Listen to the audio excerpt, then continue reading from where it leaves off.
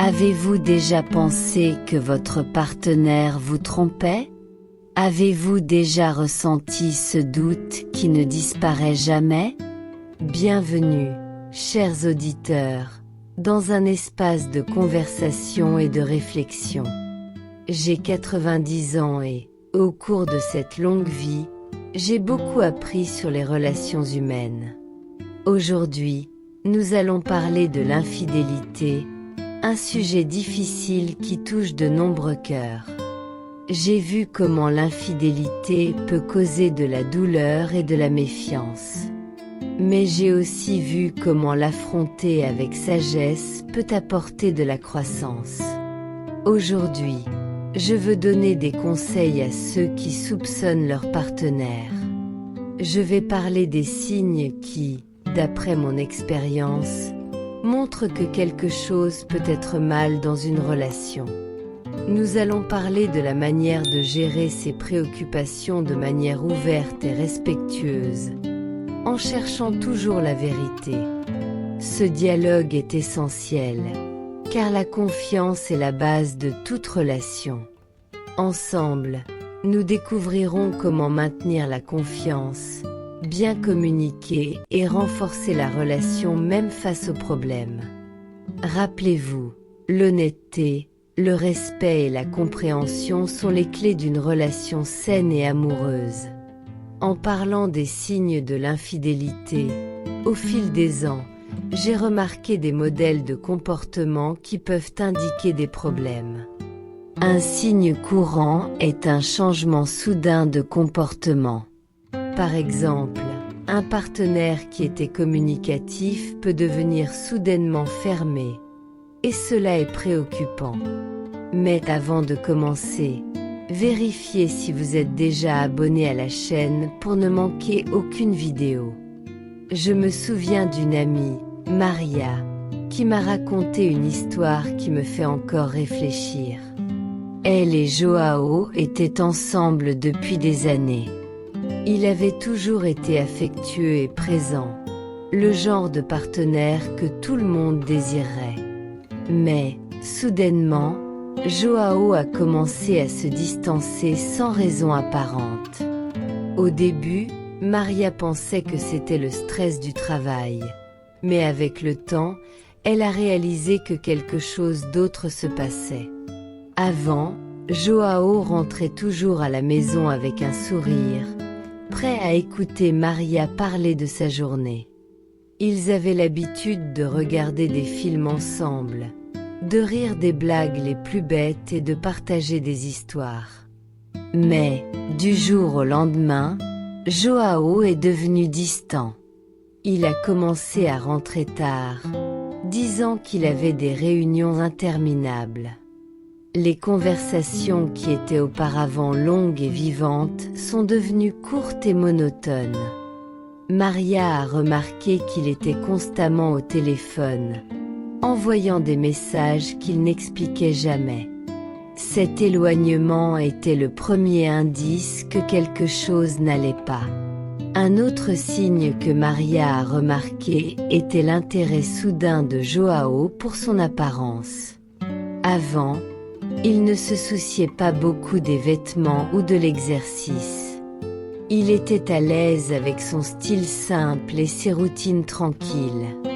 Mais, soudainement, Joao a commencé à acheter des vêtements neufs, tous de marque, et à passer des heures à la salle de sport.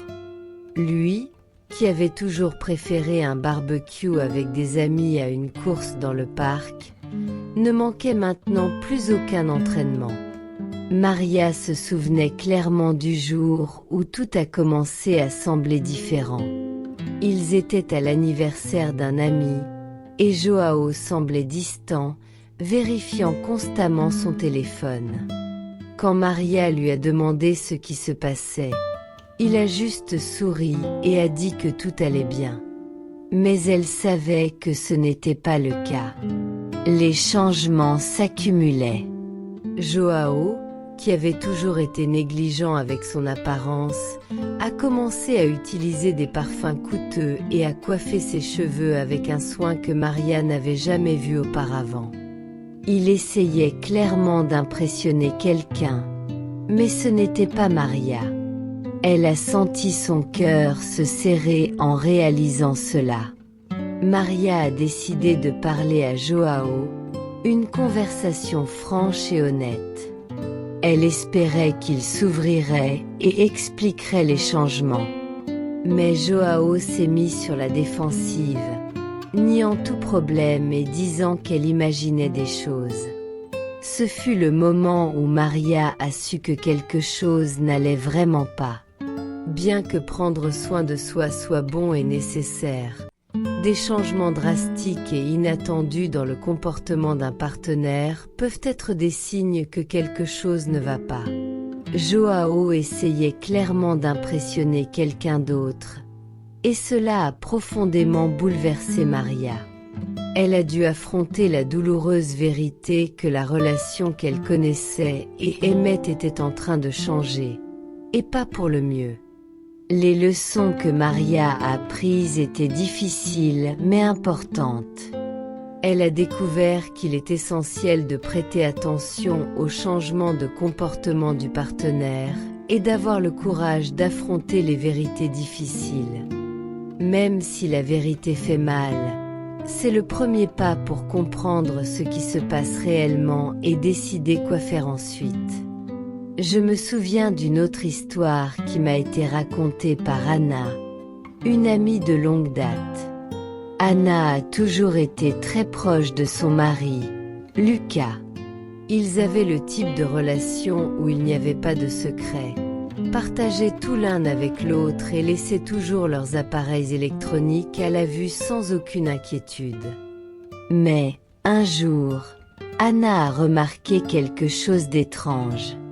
Lucas a commencé à changer les mots de passe de ses appareils sans la prévenir.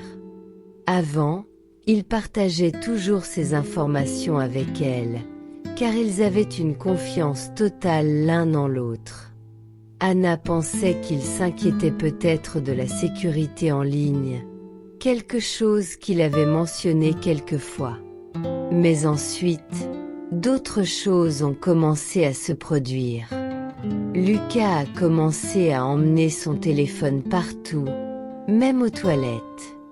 Avant, il laissait le téléphone n'importe où dans la maison, mais maintenant il l'avait toujours sur lui. Anna trouvait cela étrange, mais ne voulait pas être paranoïaque. Elle a essayé d'ignorer cela, pensant que cela pouvait être juste une nouvelle manie. Le comportement de Lucas est devenu encore plus suspect lorsqu'il a commencé à devenir visiblement nerveux en recevant des messages. Chaque fois que le téléphone vibrait, il regardait rapidement l'écran et quittait souvent la pièce pour répondre ou prendre un appel. Anna a remarqué qu'il supprimait des messages et des historiques d'appels, quelque chose qu'il ne faisait jamais avant. Une nuit, Anna et Lucas regardaient un film. Le téléphone de Lucas, qui était dans sa poche, a vibré plusieurs fois. Il semblait inquiet et a dit qu'il devait aller aux toilettes. Anna, qui était déjà méfiante, a décidé d'observer. Elle a remarqué que Lucas passait un temps considérable dans la salle de bain et a entendu le bruit des messages tapés. Quand il est revenu, il semblait encore plus nerveux, essayant d'agir comme si de rien n'était. Cette suite d'événements a beaucoup inquiété Anna. Elle s'est souvenue d'une amie qui avait vécu quelque chose de similaire et a décidé de ne pas ignorer les signes. Une fois, alors que Lucas prenait une douche, Anna a vu son téléphone sur la table de chevet. Contre ses principes, elle a décidé de jeter un coup d'œil. À sa surprise, elle a trouvé plusieurs messages d'une femme que Lucas n'avait jamais mentionnée. Anna a été dévastée. Les messages étaient clairement personnels et indiquaient qu'il y avait quelque chose de plus entre Lucas et cette femme. Elle a ressenti un mélange de colère, de tristesse et de trahison. Cela a confirmé ses soupçons que Lucas cachait quelque chose. Mais au lieu de le confronter immédiatement, Anna a décidé de réfléchir à la façon d'aborder le sujet. Elle se souvenait des moments heureux qu'ils avaient passés ensemble et a ressenti une douleur à l'idée que tout pouvait s'effondrer. Le lendemain, Anna a préparé un dîner spécial et a essayé de rester calme. Lorsqu'ils étaient assis à table, elle a regardé Lucas dans les yeux et a dit qu'il devait parler. Elle a commencé à parler de ses sentiments par rapport au changement de comportement de Lucas et des soupçons qui grandissaient. Lucas, au début, a essayé de nier, mais l'expression sur son visage montrait qu'il savait qu'il avait été découvert. Anna a mentionné les messages qu'elle avait trouvés et la nécessité de comprendre ce qui se passait.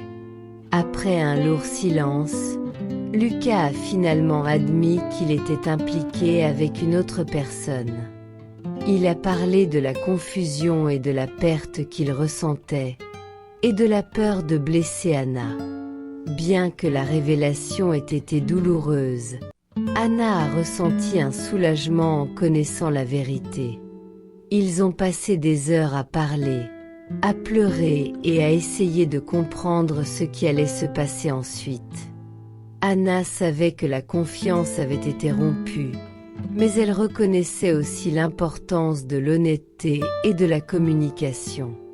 Elle a décidé que, quelle que soit la suite des événements, elle devait prendre soin d'elle-même et chercher du soutien pour faire face à cette nouvelle réalité. L'histoire d'Anna et Lucas est un puissant rappel que les changements de comportement et la protection des appareils électroniques d'un partenaire peuvent être des signes de problèmes plus profonds. Bien que cela soit douloureux, affronter la vérité est essentiel pour trouver une voie à suivre, qu'ils restent ensemble ou se séparent. Si vous avez vécu cela ou connaissez quelqu'un qui l'a vécu, laissez un commentaire ici pour que nous puissions partager nos expériences de vie. De plus, une diminution de l'intimité ou de la connexion émotionnelle peut également être un motif de préoccupation. Cela ne concerne pas seulement l'intimité physique, mais aussi l'intimité émotionnelle. Un partenaire qui était auparavant affectueux et attentionné et qui devient soudainement distant peut ressentir de la culpabilité ou un conflit émotionnel en raison d'une relation extra-conjugale. La confirmation de l'infidélité peut être un symptôme d'autres problèmes dans la relation ou dans la vie personnelle de votre partenaire. C'est pourquoi il est important d'aborder ces préoccupations avec prudence, ouverture et compréhension, plutôt que de tirer des conclusions hâtives. Au cours de ma longue vie, j'ai appris que la communication et l'honnêteté sont essentielles dans toute relation.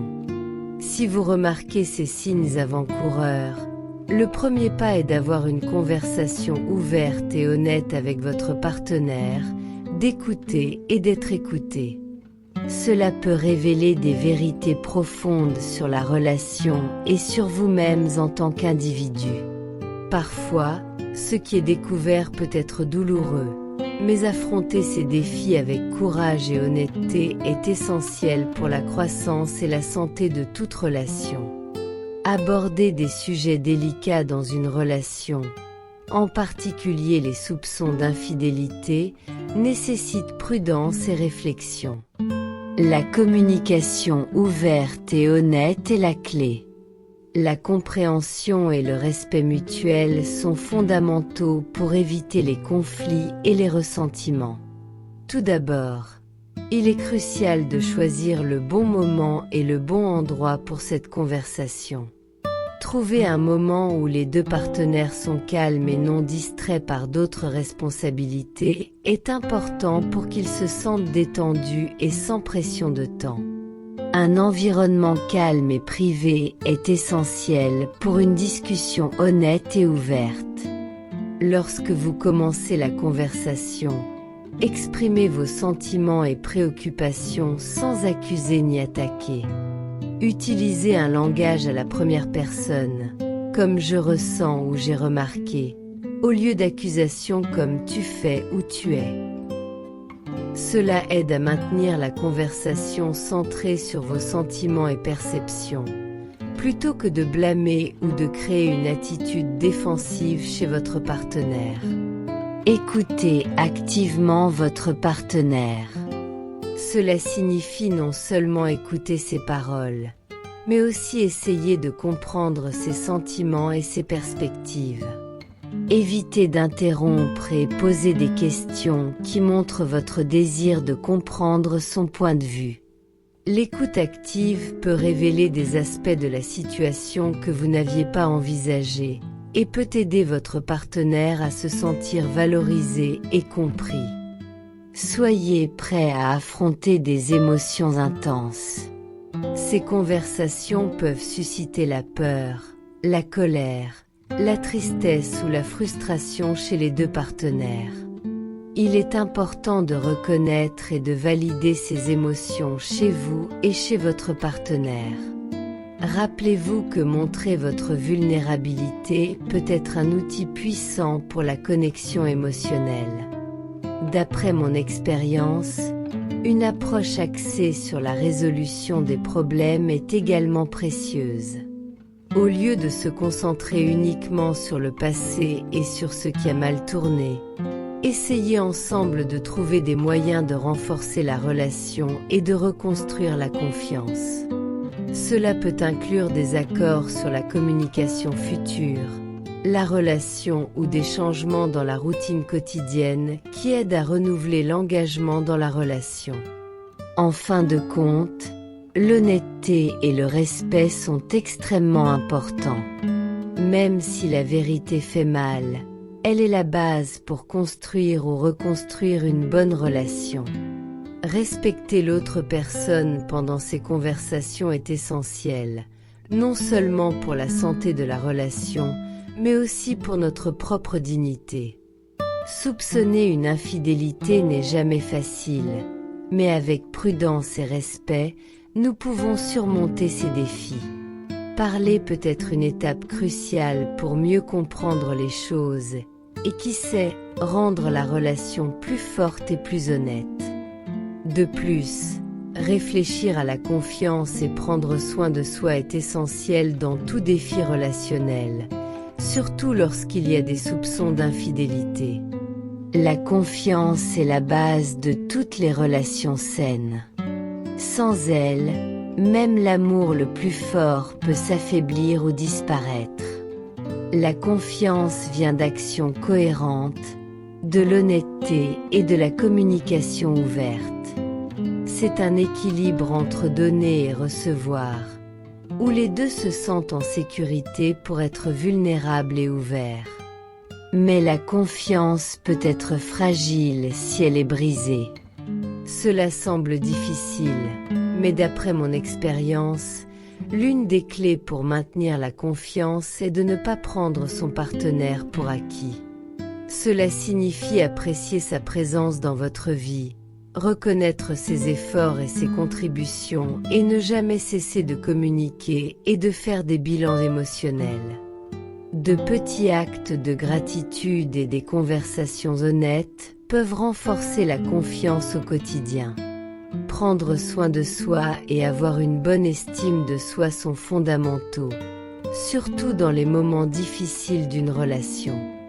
Lorsque nous faisons face à des problèmes de trahison, il est facile de nous blâmer ou de penser que nous en sommes responsables. Il est important de se rappeler que notre valeur et notre estime de soi ne dépendent pas seulement de la relation. Prendre soin de soi implique de réserver du temps pour nos besoins émotionnels, physiques et spirituels, et de s'assurer que nous allons bien, indépendamment de la relation.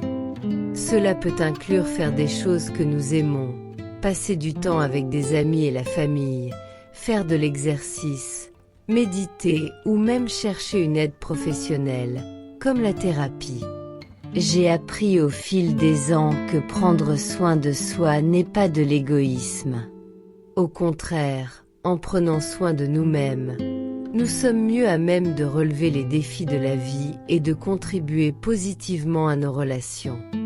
Avoir une estime de soi saine nous aide à établir des limites dans la relation, à communiquer efficacement et à prendre des décisions alignées avec nos valeurs et nos besoins.